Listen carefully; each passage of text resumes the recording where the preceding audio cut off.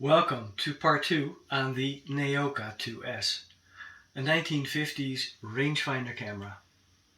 In part 1 I talk in great detail about the camera itself, and in this part 2 I want to show you the results that I was able to achieve.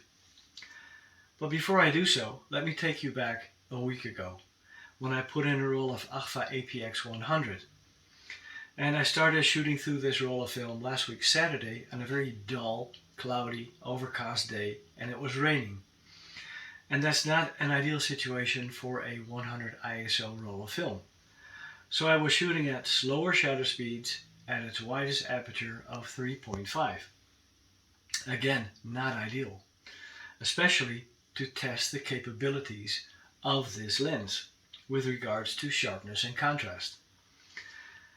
And last week Sunday, I had an appointment set with Hans and Archie to make the video on the Contax cameras.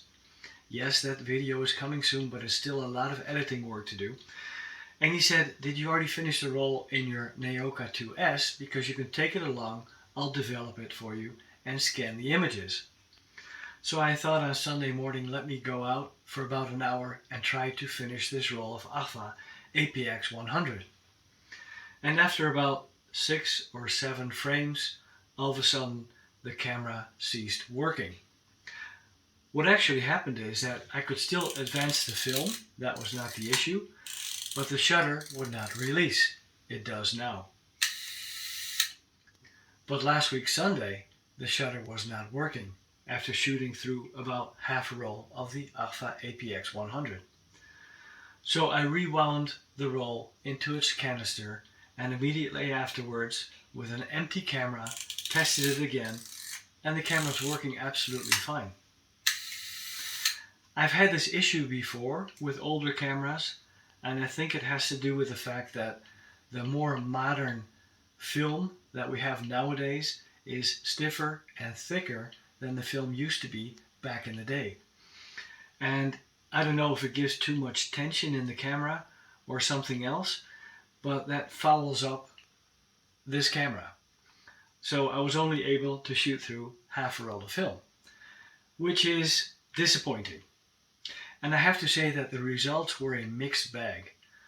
On Saturday, during the cloudy overcast day when it was raining, I think the results are quite poor. The images are not sharp, they're lacking contrast, and some of the images, parts of the images are very sharp, and other parts are out of focus. On day 2, on Sunday morning, it was a very clear day, a lot of contrast, and it worked absolutely fine. And the results are beautiful. Very nice contrast, very sharp images, all from the same roll of film. So I have no verdict as of yet. So I have to make a part 3 on this camera because I truly believe that this lens should be capable of creating excellent results. So for part 3 I'll put in a roll of Fuji 200 color film. But anyway, just to let you know. So now I'll show you the images that I was able to achieve, both on the Saturday. Some of them are out of focus, you will see, and lacking contrast. And on last week Sunday, better weather conditions and much better results. That was it for part 2. I look forward to seeing you in part 3 again, and then I'll show you the results of the Fuji 200. See you next time.